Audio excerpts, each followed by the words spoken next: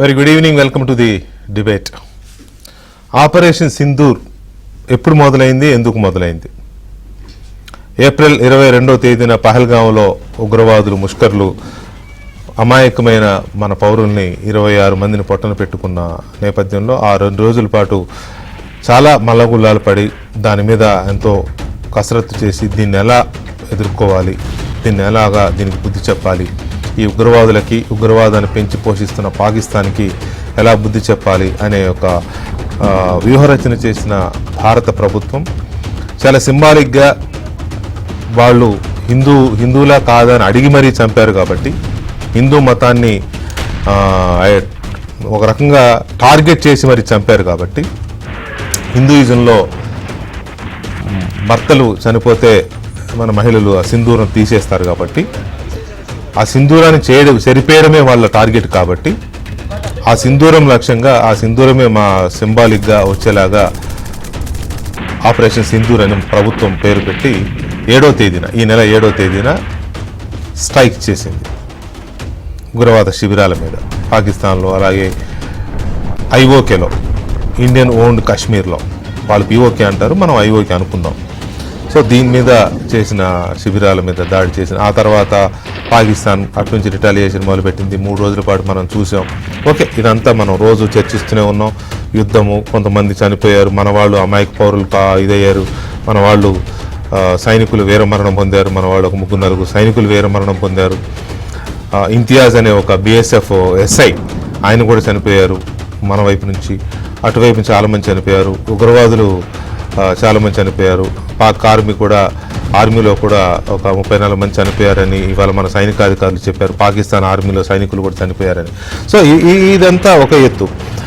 ఆ తర్వాత వరుసగా మన సైనికాధికారులు ప్రెస్ కాన్ఫరెన్స్లు పెడుతున్నారు. రోజు మీడియా బ్రీఫింగ్ పెట్టి విదేశాంగ శాఖ కార్యదర్శి విక్రమ్ మిశ్రీతో పాటు మన 2 మహిళా సైనికాధికారులు 2 కలిసి రోజు ప్రెస్ బ్రీఫింగ్ పెట్టి జరిగింది ఏంటి, జరగబోతున్నది ఏంటి, అందరు డౌట్ తీర్చే ప్రయత్నం చేస్తూ వచ్చారు.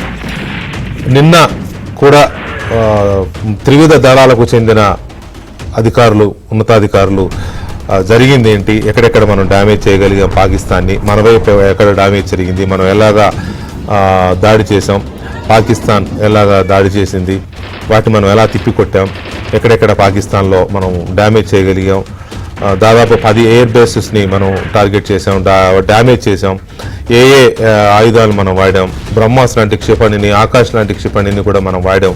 ఇవన్నీ చెప్తూ వచ్చారు. నిన్నంతా చాలా చెప్పారు. మళ్ళీ ఇవాళ కూడా చెప్పారు.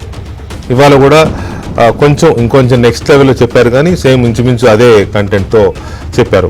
వీటితో పాటు ఇంకొక డెవలప్మెంట్ ఏంటంటే, మొన్న కాల్పులు జరుగుతున్న టైంలో అమెరికా మధ్యవర్తిత్వం అనుకుందాం. ఇప్పటివరకున్న సమాచారం అమెరికా మధ్యవర్తిత్వం చేసింది. ట్రంప్ తనగా ముందే ట్విట్టర్ అకౌంట్లో తన ట్విట్టర్లో పోస్ట్ చేశాడు, నేను మధ్యవర్తిత్వం చేశాం, మేము ఇరు దేశాలు మా మధ్యవర్తిత్వాన్ని గౌరవించి కాల్పుల విరమణకు అంగీకరించాయి, ఇది సంతోషదాయకమైన విషయం అని ఆయన అన్న మరుక్షణమే పాకిస్తాన్ ప్రభుత్వం కాల్పుల విరమణకు అంగీకరించినట్టుగా పాక్ ప్రభుత్వం చెప్పడం, ఆ వెంటనే మన ప్రభుత్వం చెప్పడం, పాక్ కాల్పుల విరమణకి అంగీకరించడంతో మనం కూడా అంగీకరిస్తున్నాము. ఇది కేవలం కాల్పుల విరమణకు మాత్రమే పరిమితం ఈ ఒప్పందం. మిగతా ఏ నిర్ణయాలు అయితే, ఏ ఆంక్షలు అయితే మనం పాకిస్తాన్ మీద ప్రకటించామో అవన్నీ యథావిధిగా అమలవుతాయి నెక్స్ట్ లెవెల్లో చర్చ జరిగే వరకు అని చెప్పారు. అంతవరకు బాగుంది.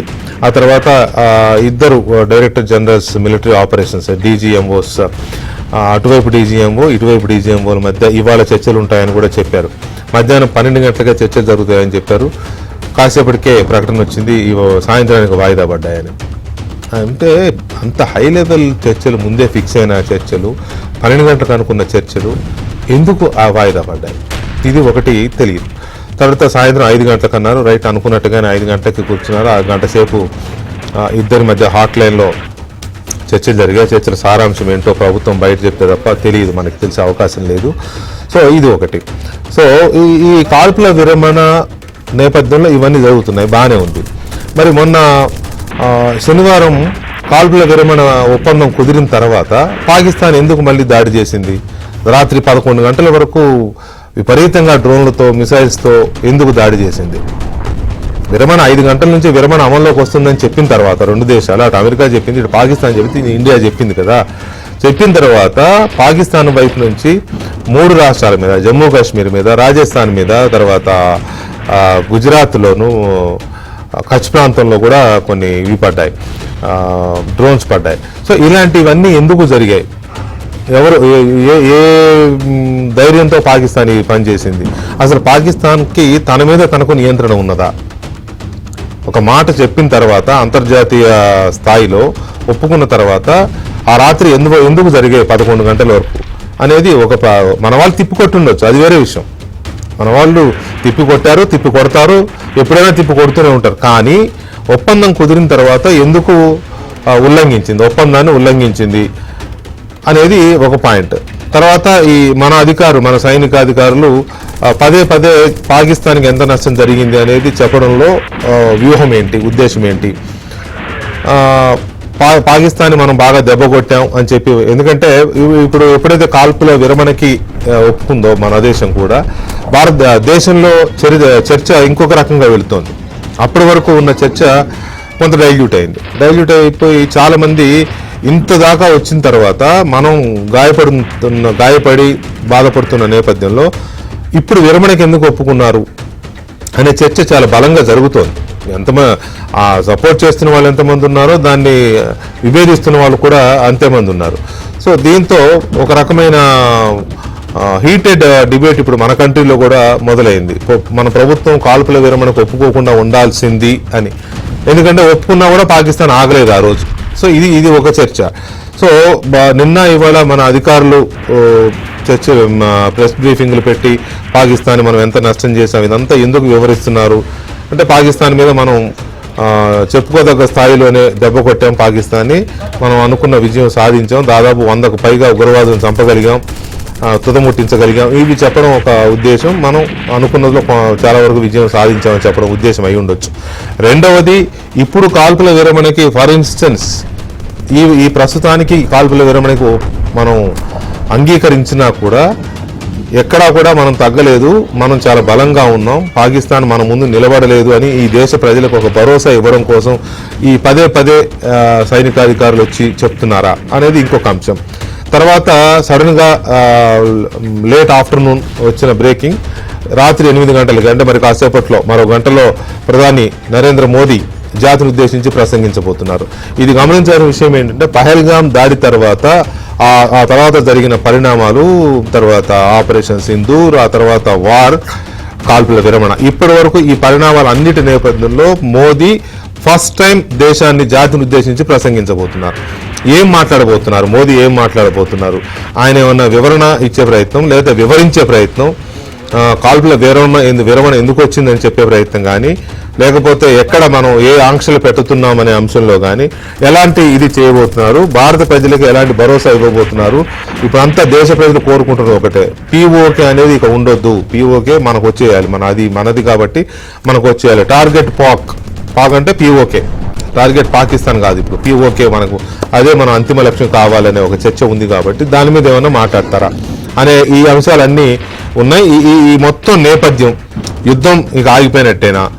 ఈ చర్చలు ఎప్పటిదాకా వెళతాయి?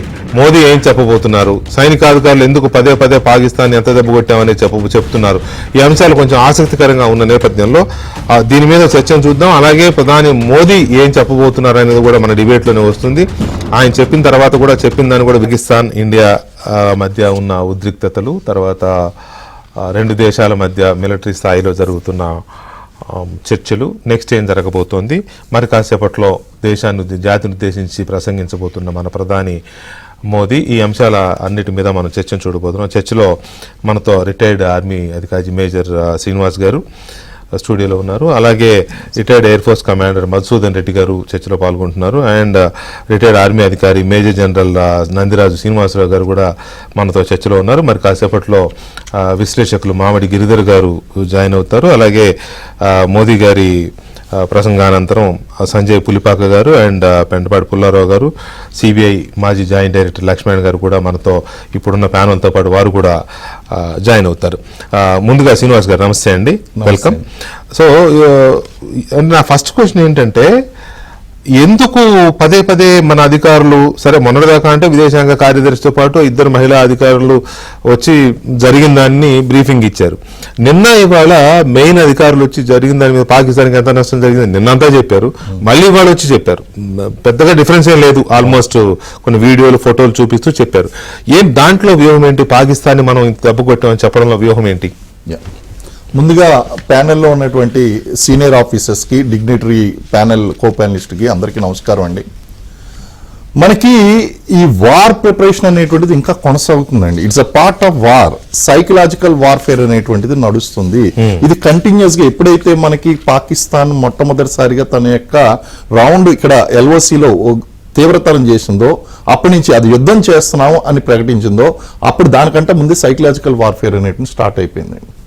అయితే అందులో భాగంగా వాళ్ళు ఏం చేస్తున్నారంటే ఇండియాకి ఇంత నష్టం కలిగించాము, ఇది చేసాము, అది చేసాము. ఇటువంటి సమయంలో గనక మనం పబ్లిక్ కి ఒక క్లారిటీ అనేటువంటిది ఇవ్వకపోతే, అఫీషియల్ గా ఒక క్లారిటీ ఇవ్వకపోతే lot of speculations will keep on growing. దాని వల్ల ఏం జరుగుతుందంటే ఒక గందరగోళం అనేటువంటిది నెలకొంటుందండి.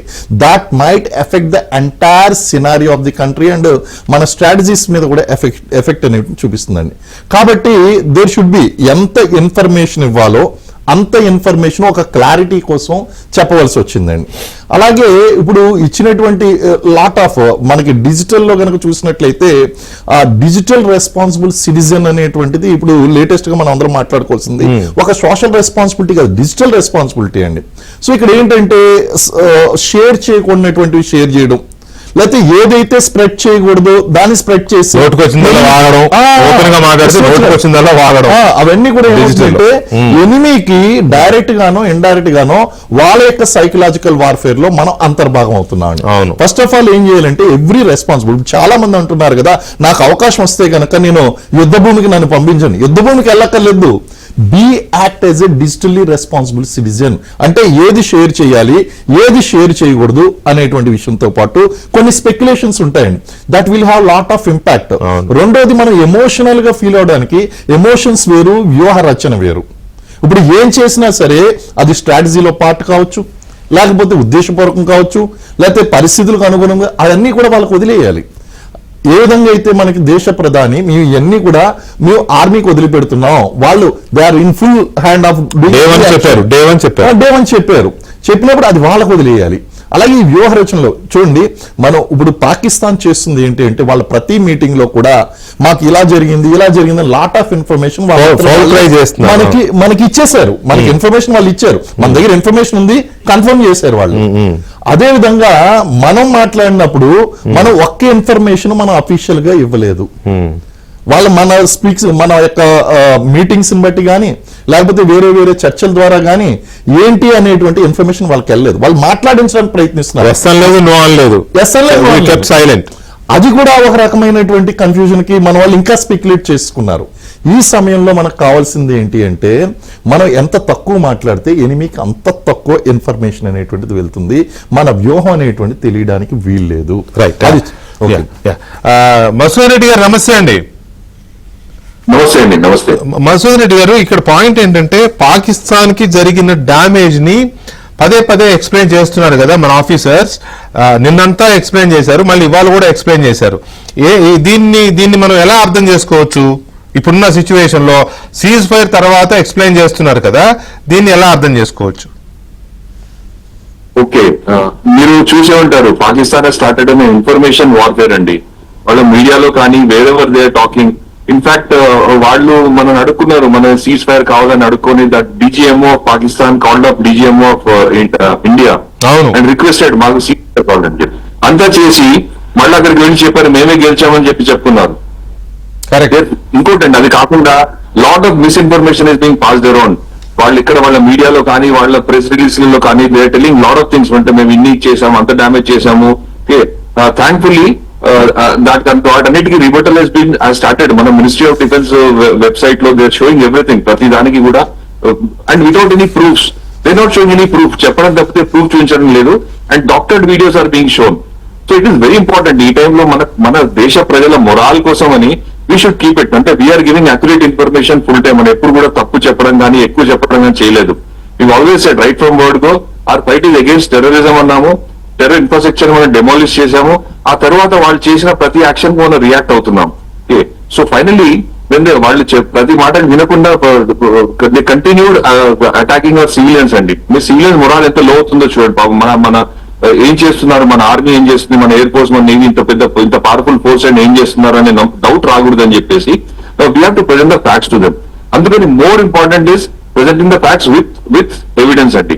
That's what we are doing. Okay, not only moral of people but the world, ప్రపంచానికి కూడా తెలియాలండి what Pakistan has done and what they are doing అనేది. ఇది ఎక్స్పోజ్ చేయడం చాలా important. So that it continues. As of now, you have seen except one country which has supported them with weapons. ఆ country కూడా మనం వాళ్ళకి ఎర్త్ క్వేక్ వస్తే immediate గా ఫస్ట్ అందరికన్నా ఫస్ట్ వాళ్ళకి రిలీఫ్ పంపించింది మన దేశం అండి. అండ్ రిటర్న్ లో మనకి ఏమి ఇచ్చారో వాళ్ళు they supplied weapons to Pakistan. Okay, ఒక కంట్రీ తప్పించి China has remained silent. Rest all countries including USA, Russia have supported India in their fight against terrorism. Okay, so this has to be reinforced again and again. Financial support చేశారు కదా IMF నుంచి. Yes, IMF is a different ball game అండి. IMF లో already వాళ్ళకి release చేసింది, financial support చేశారు, చేయలేదని కాదు. But it is an indirect support. అంటే దాన్ని వాళ్ళు ఆ ఫైనాన్షియల్ సపోర్ట్ ని యుద్ధానికి వాడతారా లేదని తెలియదు. They are not suppose to. In any case అది మానిటర్ కూడా చేస్తారు, అది వాళ్ళు చేయకూడదు. But that financial support is nothing to do with cease fire అండి. మనం చెప్పుకునేదంతా మనం ఫ్యాక్ట్స్ చెప్పి జనాలకు అవేర్ చేయడం, ప్రపంచానికి అవేర్ చేయడం is most important aspect in the current scenario. Right, ఒక్క నిమిషం మసోండ్రి గారు. శ్రీనివాసరావు గారు నమస్కారం అండి, జై హింద్. నమస్కారం అండి, జై హింద్. శ్రీనివాసరావు గారు కూడా ఇప్పుడు సీజ్ ఫైర్ కు ఒప్పందం కుదిరింది, సరే అమెరికా చేసిందా మధ్యవర్తిత్వం, వాళ్ళే భయపడి ఫోన్ చేశారా పాకిస్తాన్, మొత్తం మీద ఏదైనా జరిగింది. ఆ రోజు 5 గంటల నుంచి సీజ్ ఫైర్ అన్నారు కదా. అన్న తర్వాత మళ్ళీ ఆ నైట్ మళ్ళీ అటాక్ జరిగింది. రాత్రి 11 గంటల వరకు, 11:30, 12 గంటల వరకు చేస్తూనే ఉన్నారు కదా డ్రోన్స్ వీటితో.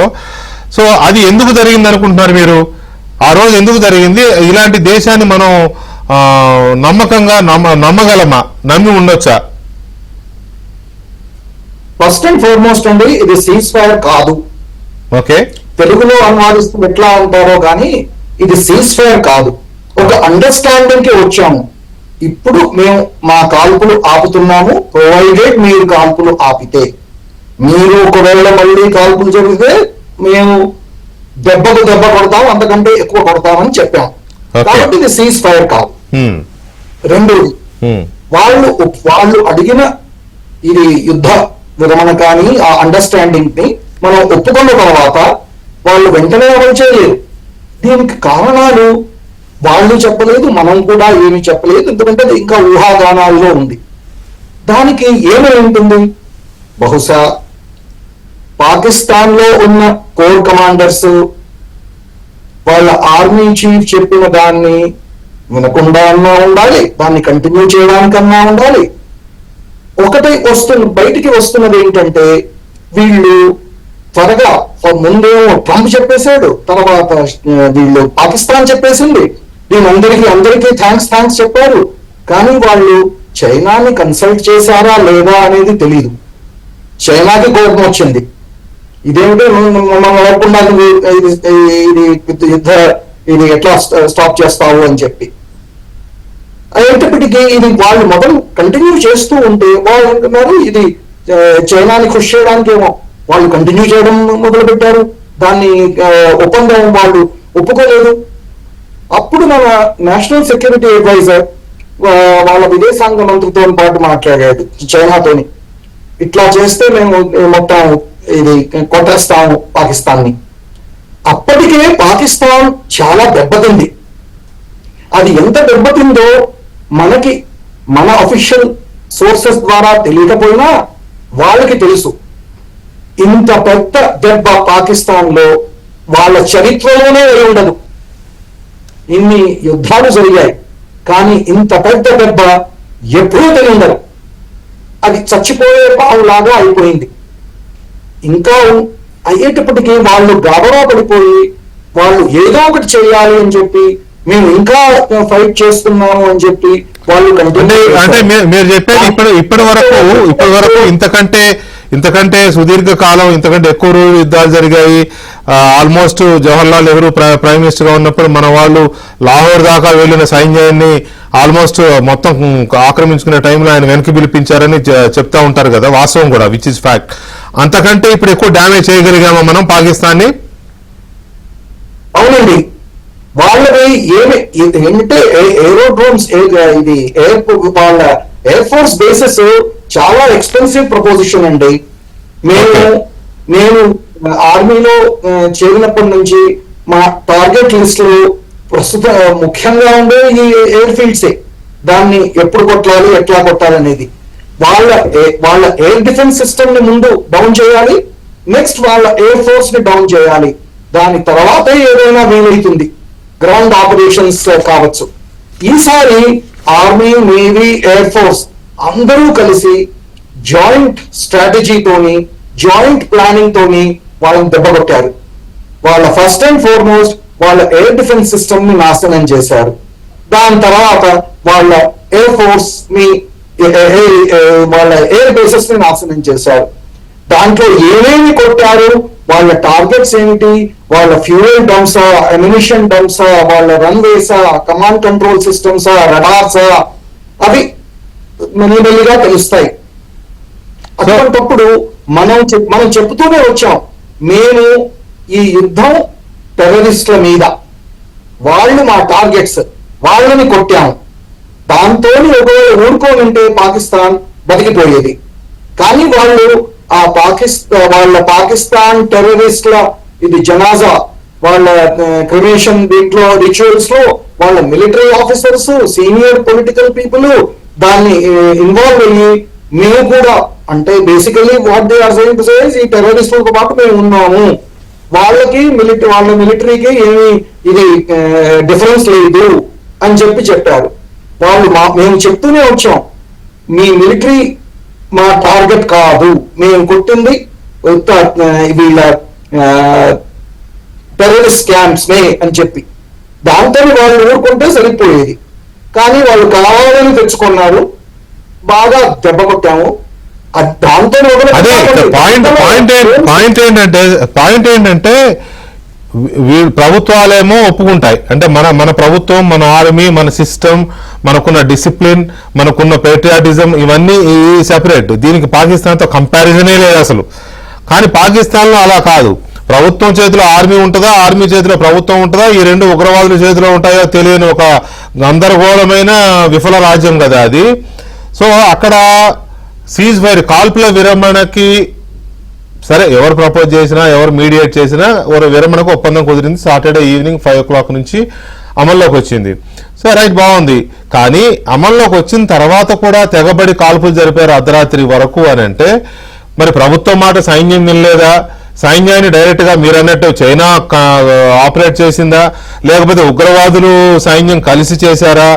అలాంటి దేశం, అలాంటి గ్రిప్పు ఆర్మీ మీద కానీ, ఉగ్రవాదుల మీద కానీ గ్రిప్ లేని పాకిస్తాన్ లాంటి ఒక ఉన్మాదంతో ఊగిపోయే దేశాన్ని మనం పక్కన పెట్టుకుని, పక్కలో బలంలాగా పెట్టుకుని మనం ఎంతవరకు విశ్వసించగలం అనేది ఒక పాయింట్ అండి. రెండవది, ఇద్దరు డీజీఎంఓల మధ్య, పాకిస్తాన్ డీజీఎంఓ మధ్యతో పాటు మన డీజీఎంఓ మధ్య మధ్యాహ్నం జరగాల్సిన చర్చలు 12 గంటలకి సాయంత్రం 5 గంటలకు పోస్ట్ పోన్ అయినా 5 గంటలకు జరిగాయి. గంట సేపు ఏం మాట్లాడి ఉంటారు అనేది మనకు తెలియదు. నేను అన్నాను, మీరు చెప్పింది కూడా కరెక్ట్, బయటికి తెలిసే అవకాశం లేదు. వాళ్ళు అఫీషియల్ గా ప్రెస్ నోటో లేదా అఫీషియల్ గా చెప్తాను తప్ప తెలియదు. సో ఏం మాట్లాడారు, ఏ అంశాలు మాట్లాడారు, మోర్ ఆర్ లెస్ ఖచ్చితంగా సీజ్ ఫైర్ కు సంబంధించిన ప్రోటోకాల్సే ఉంటాయనేది ఎక్స్పర్ట్స్ చెప్తున్నమాట. అంతకుమించి బయలాటరల్ ఇష్యూస్ కానీ, లేకపోతే ఇద్దరి మధ్య ఉన్న ఆంక్షల ఇష్యూస్ కానీ వాళ్ళు మాట్లాడరు. సో ఆంక్షలకు సంబంధించి మనం ఇచ్చే ఎజెండా ఎలా ఉండబోతోంది, తర్వాత ఈ చర్చల్లో వచ్చిన అంశాలకు సంబంధించి ఏ అంశాలు చర్చకొచ్చి ఉండవచ్చు. ఒకవేళ పాకిస్తాన్ మళ్ళీ అదుపు తప్పి ఇప్పుడు కాసేపు ఆగితే చీకటి పడుద్ది, చీకటి పడితే తోడేళ్లు, ప్రేతాత్మలు ఇటువంటివన్నీ లెగుస్తూ ఉంటాయి. మళ్ళీ లెగిస్తే ఎవరు దానికి రెస్పాన్సిబిలిటీ, ఈ రాత్రికి, రేపు రాత్రికి. సో ఇవన్నీ విశ్లేషకులు మామిడి గిరిధర్ గారు కూడా జాయిన్ అయ్యారు. గిరిధర్ గారు నమస్తే అండి. నమస్తే వెంకటకృష్ణ గారు. నమస్తే అండి. గిరిధర్ గారు, మనం గడిచిన ఆల్మోస్ట్ 22 ఏప్రిల్ పహల్గామ్ దగ్గర నుంచి మనం చర్చిస్తూనే ఉన్నాం. ప్రతి పరిణామాన్ని మనం విట్నెస్ చేస్తున్నాం, అనలైజ్ చేస్తున్నాం, డిబేట్ చేస్తున్నాం కదా. సో ఇవాళ జరిగిన చర్చలు ఇద్దరు డీజీఎంఓల మధ్య పాక్ అండ్ మన డీజీఎంఓ ఇద్దరి మధ్య జరిగిన సాయంత్రం 5 గంటలకు జరిగే గంట పాటు. దీనికి ముందు ఇదేంటంటే శనివారం నాడు కాల్పుల విరమణ ఒప్పందం విరామం ఆ ఒప్పందం కుదిరిన తర్వాత కూడా సాయంత్రం 5 గంటలకి అమల్లోకి వస్తే వాళ్ళు 7 గంటలకు మొదలుపెట్టి అర్ధరాత్రి వరకు దాడులు చేస్తూనే ఉన్నారు. మనం తిప్పికొట్టాం, అది సెకండరీ. కానీ వాళ్ళు ఎందుకు దాడులు చేశారు అనేది పాయింట్ ఒకటి. దాన్ని దృష్టిలో పెట్టుకుని ఇవాళ ఇద్దరు డీజీఎంఓల మధ్య జరిగిన చర్చ, టాక్స్, వీటిని మీరు ఎలా అంచనా వేయగలుగుతున్నారు, ఎలా విశ్లేషిస్తారు? మీరు మన చెప్పే ఒక పాయింట్ కరెక్ట్ అండి. ఇది కేవలం ఆ సీజ్ ఫైర్కి సంబంధించిన ప్రోటోకాల్స్కి మాత్రమే కన్ఫైన్ అయ్యే టాక్స్ ఇవి. కానీ వాళ్ళు సీజ్ ఫైర్ను ఉల్లంఘించారు, వాళ్ళు పెట్టిన దీన్ని వాళ్ళే ఉల్లంఘించారు ఆ రోజు. సో ఇవన్నీ ఎలా జరిగి ఉండొచ్చు? ఒకటండి, సీజ్ ఫైర్ అన్నది ఎక్కడా లేదు. ఫస్ట్ అది మనం అర్థం చేసుకోవాలి. ఎక్కడ కూడాను భారతదేశం ఇచ్చినటువంటి మన స్టేట్మెంట్స్ లో, మన డీజీఎంఓ ఇచ్చిన స్టేట్మెంట్ కానీ, మన జయశంకర్ గారి స్టేట్మెంట్ కానీ, లేదా విక్రమ్ మిశ్రీ గారు ఇచ్చిన స్టేట్మెంట్ లో కానీ నాకు సీజ్ ఫైర్ అన్న పదం నాకు ఎక్కడైనా చూపించగలరా మీరు? మనం ఎక్కడ సీజ్ ఫైర్ అని చెప్పలేదు. మ్యూచువల్ అండర్స్టాండింగ్ అని జయశంకర్ గారు వాడారు. We will stop firing on land, sea and air ఇంతనే చెప్పామా. సీజ్ ఫైర్ అన్న పదం ఎక్కడ వాడలేదు. పైపెచ్చు మనం ఆల్రెడీ ఒక వహాసే గోలీ చేయలేగా తో యహాసే బారూద్ చలేగా అని చెప్పి మోదీ గారు ఆల్రెడీ చెప్పారు, ఓపెన్ గా చెప్పారు. కాబట్టి వీళ్ళు సోకాల్డ్ ఈ కాల్పులు మనం కొద్దిసేపు ఆపుదాము చెప్పిన తర్వాత వాళ్ళు చేసినటువంటి దుశ్చర్యలకు మనం ఇమ్మీడియట్ గా వాళ్ళని మళ్ళీ కొట్టాము. ఆ విషయం గురించి మనం దాని గురించి ఎవరు చర్చించట్లేదు. పెషావర్ లో, సుక్కూర్ లో కొట్టామని 2 ప్లేసెస్ కొట్టామని. వాళ్ళకు మనకు అవంతిపుర, మనకు పూంచ్, రజౌరి, నౌషేరా, మనకు హీరానగర్, తర్వాత శ్రీనగర్, వీటి మీద వచ్చినటువంటి డ్రోన్స్ అన్నింటి అఫ్ కోర్స్ మనం ఛేదించగలిగాము. కానీ తిరిగి కొట్టాం మనం ఇమ్మీడియట్ గా. మన దగ్గర రెస్పాన్స్ పెషావర్ ఎక్కడ ఉందండి? ఎక్కడో దూరంగా ఉంది పెషావర్. మనకు భారత సరిహద్దులో లేదు కదా అది. అంత దూరం వెళ్ళి వాళ్ళ మిలిటరీ ఇన్స్టలేషన్స్ కొట్టొచ్చాం. అలాగే సుక్కూర్లో కొట్టాం, 2 ఇన్స్టలేషన్స్ కొట్టొచ్చాం. సో మన దగ్గర చాలా క్లారిటీ ఉన్నాం. మనం మొదటి రోజు నుంచి మనం ఏం చెప్తున్నామో ఈ రోజు కూడా అదే చెప్తున్నాము. మొదటి రోజు మనం ఏం చెప్పాము? నాన్ ఎస్కలేటరీ అని చెప్పాము. నాన్ ఎస్కలేటరీ అంటే అర్థం ఏంటి? మేము ఇక్కడ కొట్టాం, మిమ్మల్ని కొట్టిన తర్వాత దీన్ని ఇంకా మేము ముందరకు తీసుకెళ్ళడానికి మేము ఇంకా నెక్స్ట్ యాక్షన్ చేయదలుచుకోలేదు.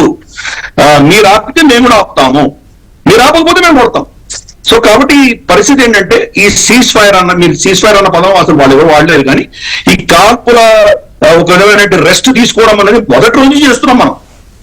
మేము కొట్టిన తర్వాత మీరు ఆగండి, మీరు ఆగిన దగ్గరికి మేము అవుతాం అన్న విషయం మనకు మొదటి రోజు 2, 3, 4 అన్ని బ్రీఫింగ్స్ చెప్తున్నాం మనం ఖురేషి గానీ, లేకపోతే వింగ్ కమాండర్ వ్యోమకేష్ సింగ్ గారు కానీ, లేదా మన విక్రమ్ మిశ్రీ గానీ, ముగ్గురు ఇచ్చిన స్టేట్మెంట్ మీరు వెళ్ళి చూడండి.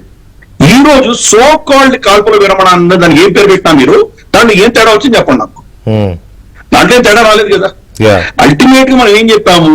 ఇప్పుడు కూడా మీరు కనుక ఏమైనా ఫైరింగ్ చేస్తే మేము తిప్పి కొడతాము అని చెప్పాము మనం.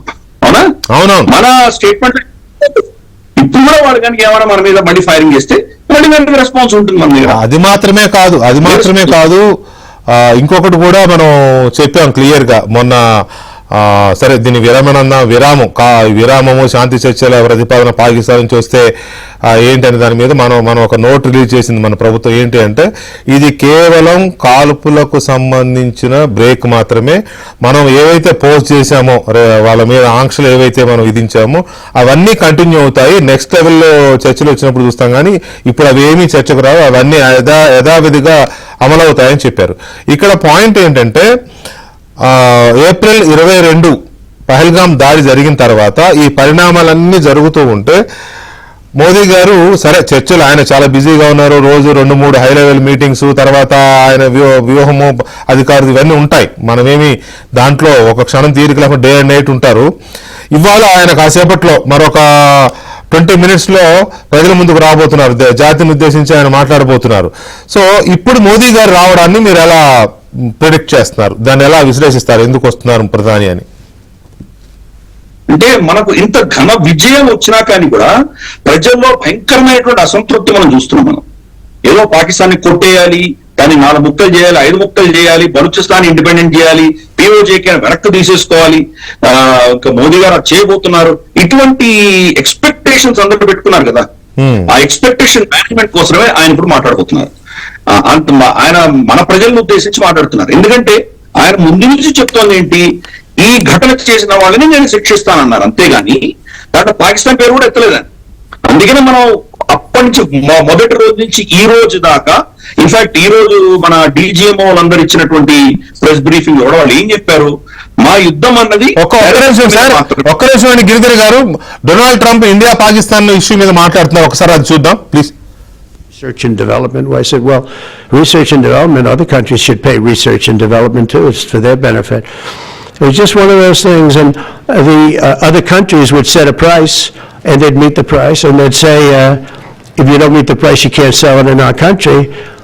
I said, well, then you walk away, and, they'll call you back, and they'll sell it in the country. But now they'll have to do that. So for the first time in many years, we'll slash the cost of prescription drugs, and we will bring fairness to America. Drug prices will come down by much more, really, if you think 59. If you think of a drug that is sometimes 10 times more expensive, it's much more than the 59%. It depends on the way you want to analyze it, but in one way you could analyze it that way. But between 59 and 80, and I guess even 90%.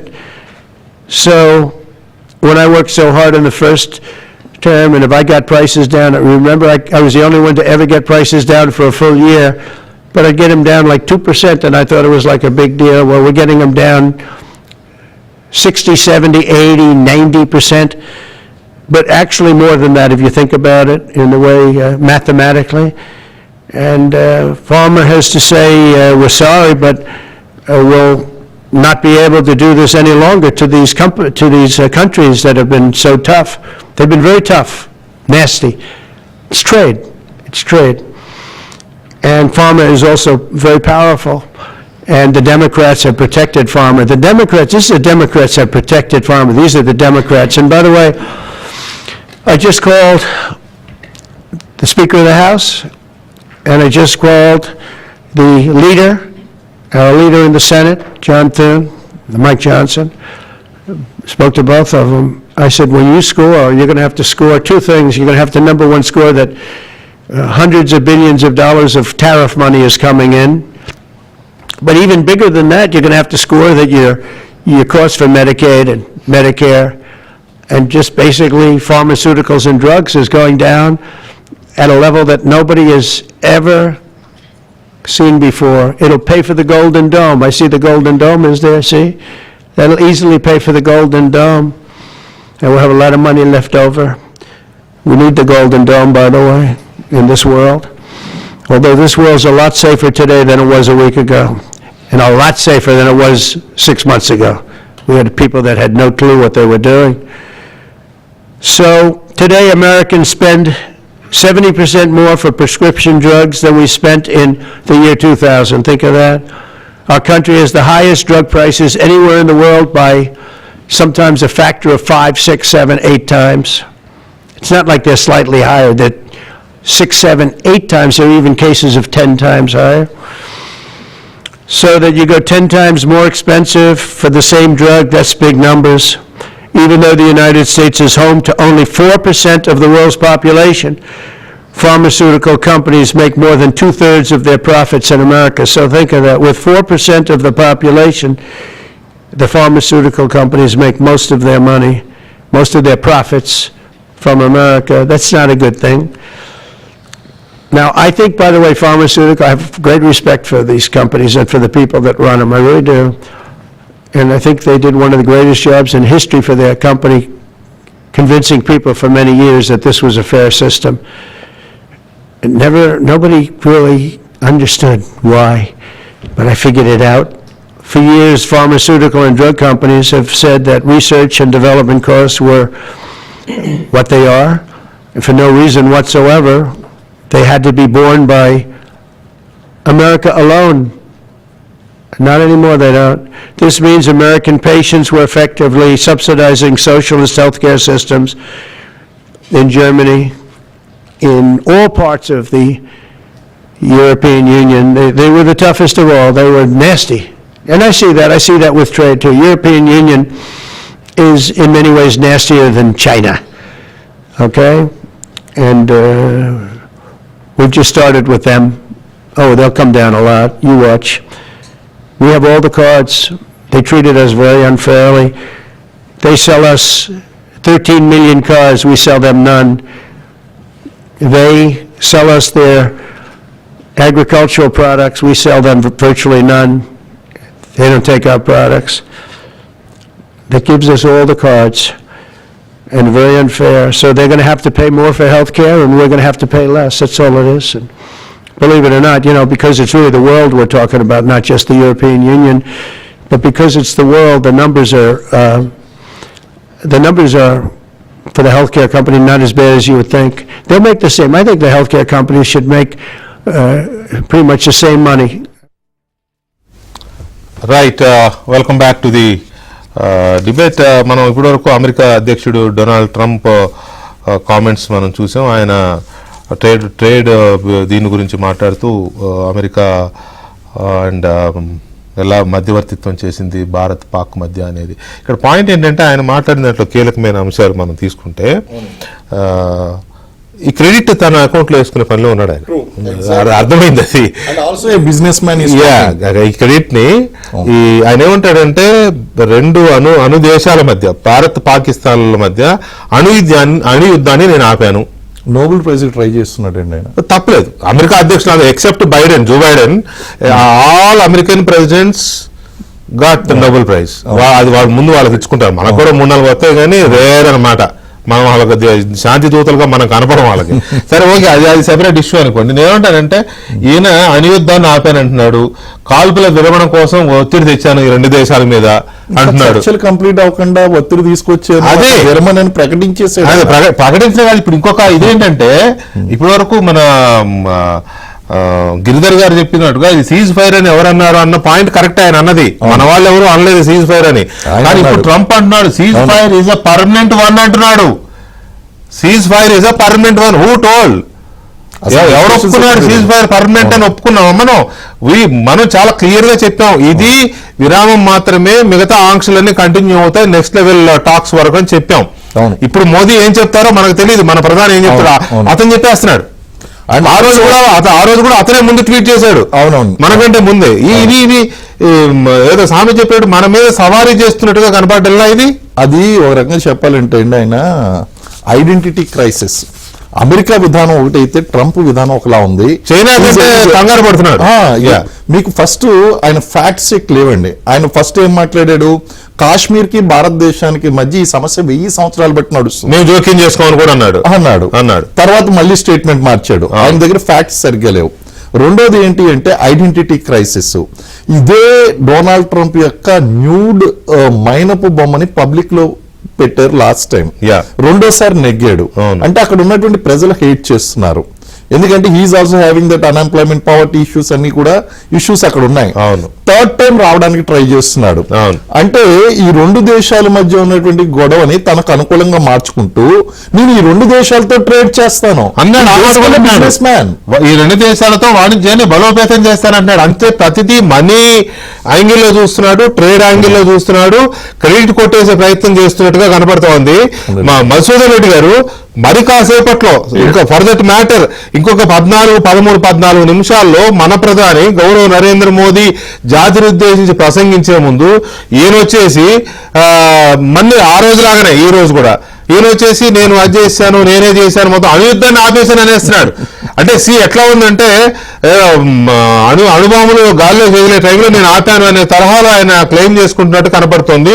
పైగా cease fire is permanent one అనడం అనేది very objectionable నాకున్న అవగాహన మీద కాదు. ఎందుకంటే cease fire అనేది లేదని మనం చెప్తున్నాం. ఎవరు ఇప్పుడు గిరిధర్ గారు చెప్పారు, గౌరవ శ్రీనివాసరావు గారు చెప్పారు, మనందరం మాట్లాడుకుంటుంటే సీజ్ ఫైర్ పర్మనెంట్ అని చెప్తున్నాడు. ఇది యాక్సెప్టబుల్ థింగ్ ఇది మధుసూదన్ రెడ్డి గారు? Definitely not acceptable. And see, he's trying to take all possible leverage. అంటే ఈ సిచ్యువేషన్ లో కూడా ఇలా నేను నా పేరు నేను ఎలా నిలుపుకోవాలని ట్రై చేస్తున్నాడు తప్పితే there is no if you ask me actually you should not be doing this. But ఎందుకంటే క్రెడిట్ తీసుకుంటాండి, టోటల్ ఎలా క్రెడిట్ తీసుకోవచ్చా అని చూస్తున్నాడు. See there other implications also. చూడండి, ఈ tried is best to stop Russia Ukraine war. Yeah.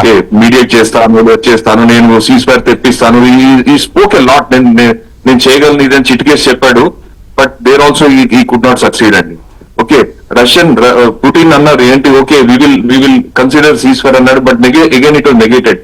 ఆయన face he has to save his face అండి. ఫేస్ సేవింగ్ ఎలా, he got an opportunity to save his face. ఇది face saving measure. నేను చేయించాను ceasefire, there no cease fire అండి. ఆ DGM very clearly said, first time call వస్తే ఆయన he was not available. Second time మళ్ళీ పాకిస్తాన్ నుంచి కాల్ వచ్చింది. Pakistan DGM called him and requested him for a cease fire. Okay, and subsequently when it was checked with government, they said okay, yes, I accept the ceasefire అని చెప్పారు. అంతే తప్ప it was we never said and ceasefire కావాలని, neither did we say, nor did we accept it. Ceasefire is only temporary measure అండి. Only వాళ్ళు అడిగారు కాబట్టి ceasefire government ఒప్పుకుంది. we have been very considerate towards them. మనం అక్కడ జరిగిన చాలా క్లియర్ గా పాకిస్తాన్ భారతదేశం ఆమోదిస్తే మేము శాంతి చర్చలకు మేము సిద్ధంగా ఉన్నామని పాకిస్తాన్ ప్రకటన చేసిన తర్వాత, దానికంటే కొద్దిసేపటి ముందు చైనా ఇరు దేశాలు అంగీకరిస్తే మధ్యవర్తిత్వం చేయడానికి మేము సిద్ధంగా ఉన్నామని చైనా ప్రకటించిన తర్వాత అప్పుడు ఈ పెద్దన్న ఎంటర్ అయ్యి ఇది చేస్తున్నానని చెప్తున్నాడు. ఇప్పుడు ఇంకొక మాట కూడా అన్నాడు. ఇప్పుడు మాట్లాడిన దాంట్లో జేడీ వ్యాన్స్ అండ్ రుబియో, వాళ్ళ సెక్రటరీ రుబియో ఇద్దరు కృషి చాలా ప్రశంసనీయం అంటున్నాడు. JD Vance just hours before ఈ కాల్పుల విరామానికి కొద్ది గంటల ముందు జేడీ వ్యాన్స్ చేసిన స్టేట్మెంట్ ఏంటంటే, అది ఆ రెండు దేశాలు చూసుకుంటాయి, మేము ఎంటర్ కాము దీంట్లో అని చెప్పి ఆయన స్పష్టంగా చెప్పిన తర్వాత ఇప్పుడు వాళ్ళ కృషి అభినందనీయమని ఎలా చెప్తున్నాడో నాకు అర్థం కావట్లేదు. No, it's only face saving measure and it is actually speaking, ఇందులో ఎవ్వరి ప్రమేయం లేదు. Cease fire accepted, Pakistan has called up cease fire కావాలని చెప్పారు. మనం ఒప్పుకుండా ఇక్కడ కంటిన్యూడ్ అండి. 1 or 2 more days Pakistan would have been written off completely without any doubt. Correct, right. ఒక్క నిమిషం శ్రీనివాసరావు గారు, why Trump trying for this type of credit or something else?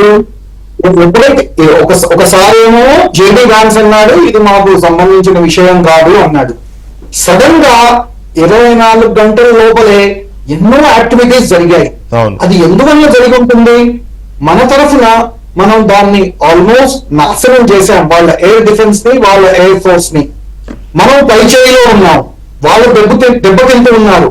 వాళ్ళు ఇంకా ఏం చేయాలి, దేంతో కొట్టాలని ఆలోచిస్తున్నారు.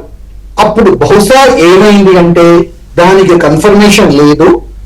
మన ఎయిర్ ఫోర్స్ ఎక్కడైతే కొట్టిందో అక్కడ కొన్ని అణువాయుధాలు కానీ ఇది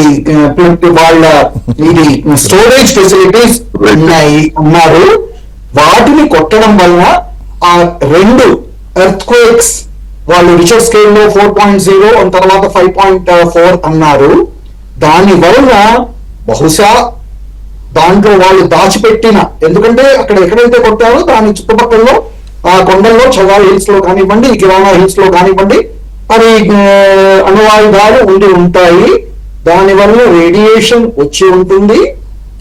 అది డిటెక్ట్ చేయడానికి ఇది అమెరికన్ ఇది స్నిఫర్స్ అన్నారు. అది ఏమిటి అనేది ఎవరు చెప్పలేదు. అది రేడియేషన్ వస్తుందా అని డిటెక్ట్ చేయడానికి వాళ్ళు అక్కడ ఉన్నారు. అప్పటి నుంచి ఈ ట్రంప్ కానివ్వండి, జేడీ వ్యాన్స్ కానివ్వండి, వాళ్ళ సెక్రటరీ రుబియో కానివ్వండి, చాలా ఫాస్ట్ గా అందరితోనే మాట్లాడి చేశాడు. అది సిచ్యువేషన్ ఒకవేళ సరే అయితే వాళ్ళ అణ్వాయుధాలు ఎక్కడైతే దాచుకున్నారో భూమి కింద, ఆ ఏరియాను దాని డోర్ కింద కొట్టామని కొన్ని వార్తలు వచ్చాయి. అది ఒకవేళ నిజమైతే దాన్ని వాళ్ళు వాడక ముందే వాళ్ళని నాశనం చేసే శక్తి మన దగ్గర ఉందని అనుకోవచ్చు. అది ప్రూవ్ అయింది కూడా. ఇటువంటి పరిస్థితుల్లో పాకిస్తాన్ నాశనం అయ్యే ఛాన్సెస్ ఉన్నాయి. దాన్ని ప్రొటెక్ట్ చేయడానికి, ఎందుకంటే ఇన్నాళ్ళు పాకిస్తాన్ ని వాడుకున్న దేశాలు ఎవరెవరు?